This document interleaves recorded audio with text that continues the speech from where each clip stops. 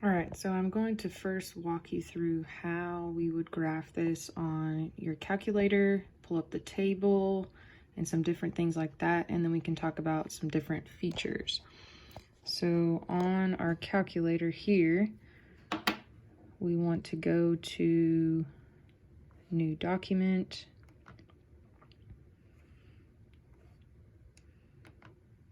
and then we're going to add a graph. Then we'll type this graph in.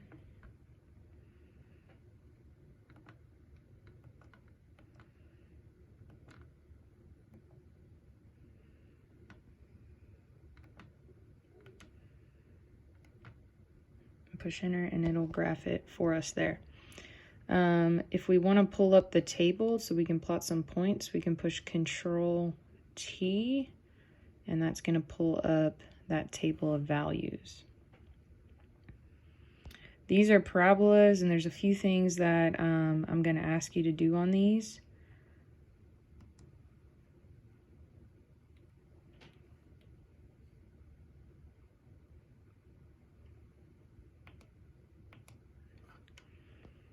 I'm trying to close this table. Y'all's, all you have to do is push Control T. And for some reason, mine is not like that. Okay, so one of the things that we want to do is if we go to Menu and Analyze Graph, one of the things we need is the zeros of this. So that's the x-intercepts. So if I push Enter, I would go to zeros, and it's going to give you something to drag. So we can click and drag, and it'll actually give us that 0. So -40 there. And then we can do the same thing again to get the other one.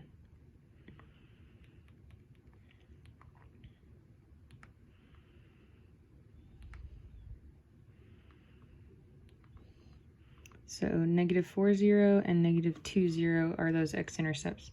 And in this one, you could have just looked at the graph to see that. Some of the other ones, they might be decimals or something like that. And then another thing that it asks you for is the y-intercept. So if I'm looking for the y-intercept, obviously I can just look at where it crosses the y-axis. Here I can't see that, so what I could also do is in my table look for where I have an x value of 0, and on this particular graph that is 0, 16.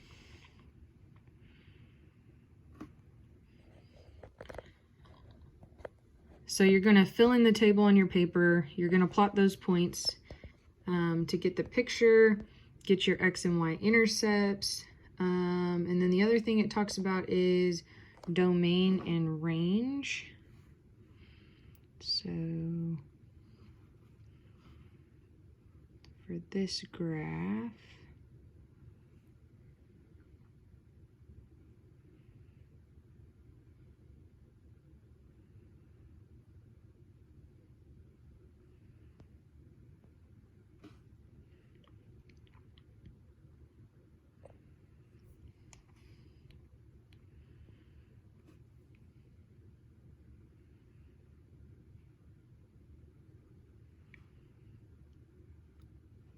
so we have -1, 6.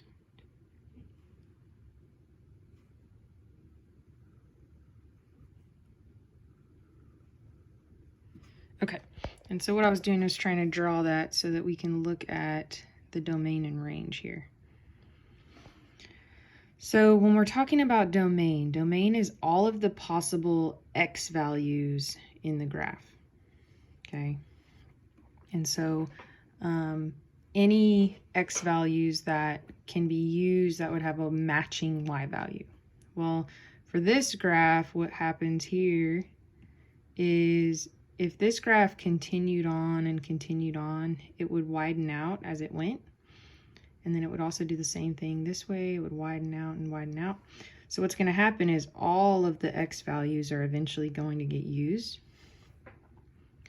And so there's a couple ways that we write that. All real numbers is a way to say it.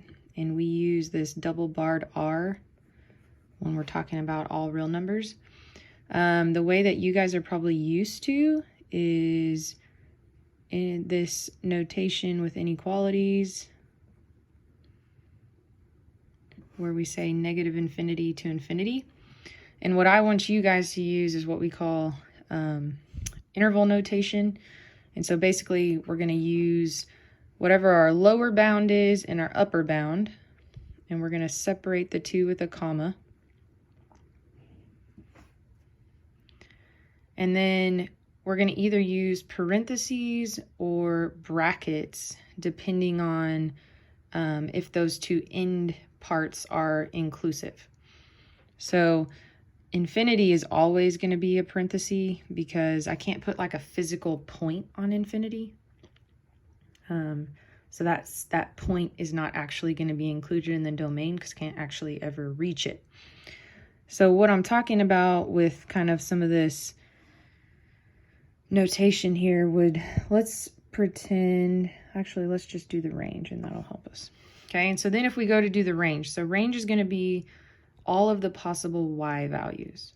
Okay, and so we can look at how far down our graph goes and then how far up our graph goes. And so in this case, the lowest that this graph goes is -2.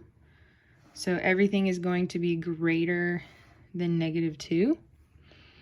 So we're going to say -2 to infinity. -2 is actually included. That's an actual point that goes through this graph. So we're going to have a bracket there because -2 is included. And then we're going to have a parenthesis for infinity because it is non-inclusive.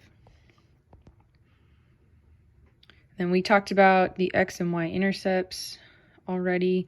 And then it asks you if the graph is increasing or decreasing. This graph is actually doing both. There is a portion of the graph where it is increasing and there is a portion of the graph where it is decreasing.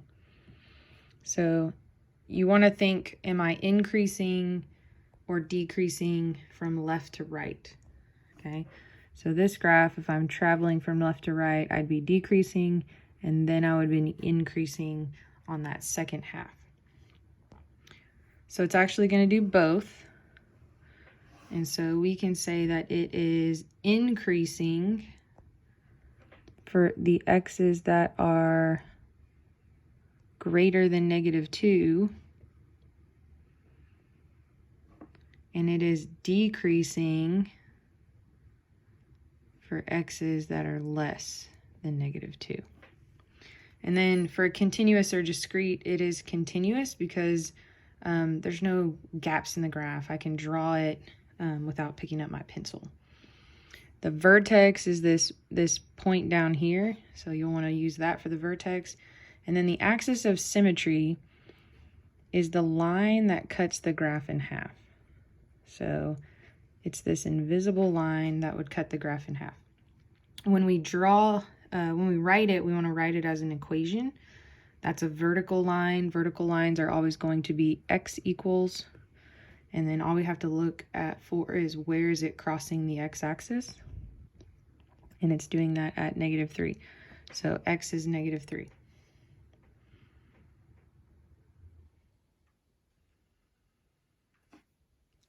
Okay, so that is how you're going to do the quadratics. Linear is pretty much the same way, except you're going to have a straight line.